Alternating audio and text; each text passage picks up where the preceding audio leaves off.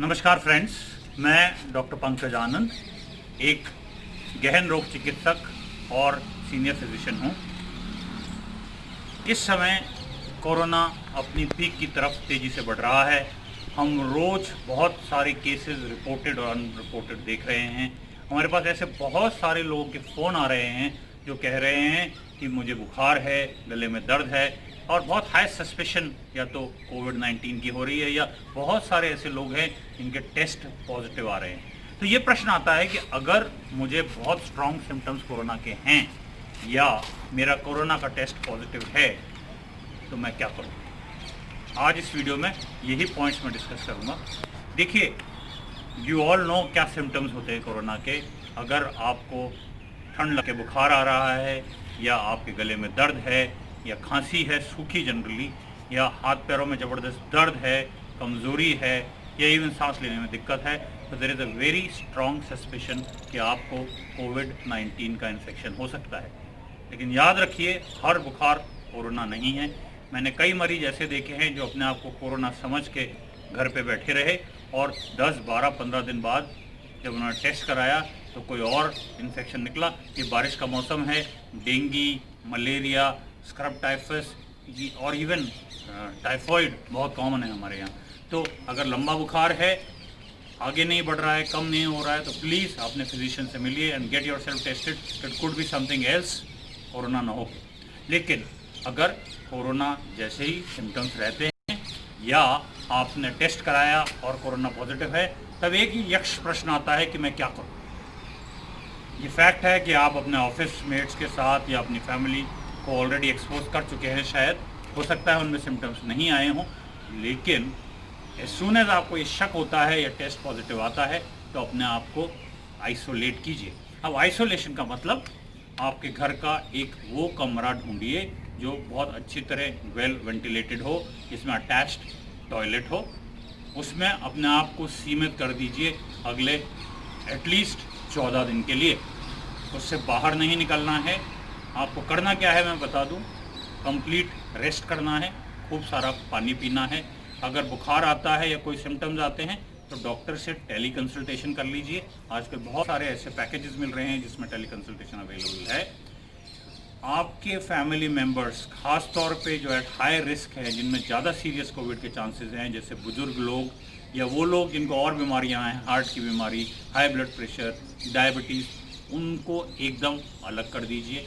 Family का सिर्फ एक मेंबर आपसे इंटरैक्ट करे, वो भी आपके रूम में ना आए। वो आपका जो भी भोजन है, अपने बर्तन अलग कर दीजिए। आपका भोजन परोसा जाए, आप उनको उसी में भोजन ग्रहण करें और अपने बर्तन धो दें। हरदम जब भी आप किसी के संपर्क में आएँ तो एक सर्जिकल मास्क लगा के रखें। देखिए, सर्जिकल मास्क एक हरे रंग का मास्क होता है, ट्रिपल लेयर्ड मास्क होता है। आपको N95 नहीं पहनना है, लेकिन कॉटन मास्क इतना इफेक्टिव नहीं होगा।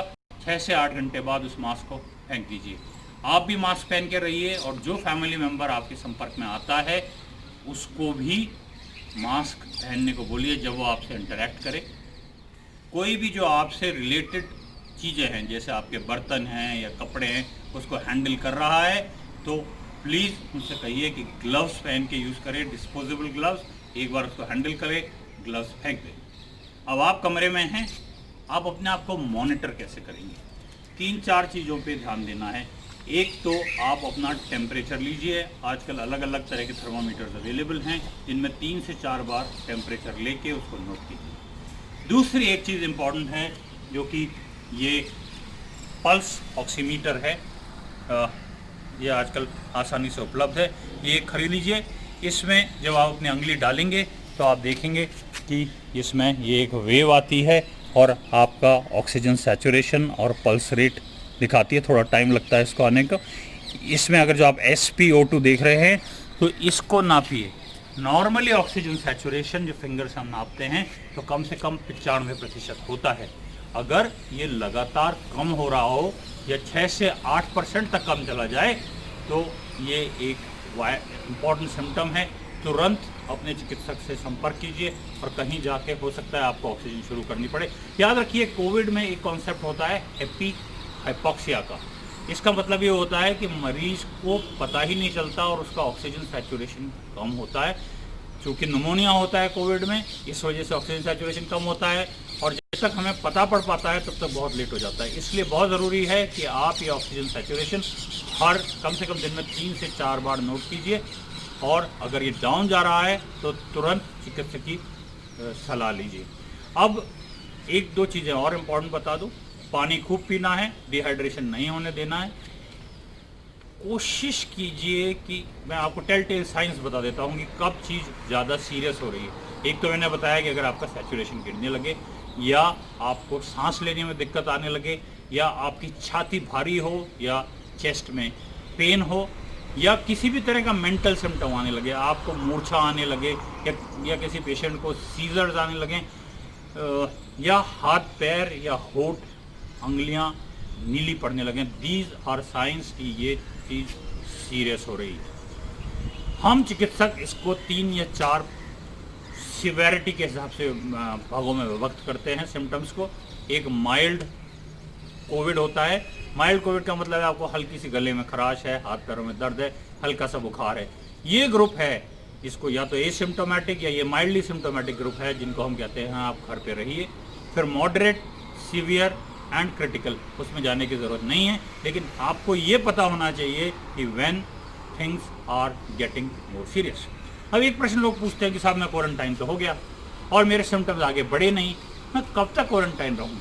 तो जो ICMR की गाइडलाइंस हैं वो बिल्कुल क्लियरली कहती हैं कि अगर आप एसिम्टोमेटिक हैं, अगर आप आइसोलेटेड हैं और आपको जिस दिन से सिम्टम शुरू हुए हैं उससे 10 दिन तक, पहली चीज़। और दूसरी चीज़, अगर आपको पिछले 3 दिन बुखार नहीं आया है, यानी आज मान लीजिए किसी को सिम्टम शुरू हुए तो उससे 10 दिन तक और आखिरी 3 दिन तक बुखार नहीं आना चाहिए। वो मरीज अगर ऐसे होते हैं तो उनका they can rejoin the family. That is ये इम्पॉर्टेंट है। लेकिन मेरा मानना है थोड़ी बहुत कमज़ोरी, थोड़ी बहुत खांसी रह सकती है, ज़रूरी नहीं है कि आप उस टाइम इन्फेक्टिव ही हों। क्या आपको RT-PCR या कोरोना टेस्ट दोबारा करवाने की आवश्यकता है? एक बार आप ठीक हो गए, ऐसी कोई गाइडलाइन नहीं है, दोबारा टेस्ट कराने का कोई लॉजिक नहीं है। कई बार RT-PCR बाद में नेगेटिव भी आता है, लेकिन इसका बाद में पॉजिटिव भी आ जाता है दोबारा भी, लेकिन इसका मतलब ये नहीं है कि पेशेंट इन्फेक्टिव है। वो हो सकता है मरे हुए वायरस के कण उसमें पॉजिटिव आ जाए। ये सारी चीज़ें अगर आप ध्यान रखेंगे, चिकित्सकीय कांटेक्ट में रहेंगे, तो एक सीवियर फॉर्म ऑफ कोविड से आप निश्चित रूप से बचेंगे। धन्यवाद।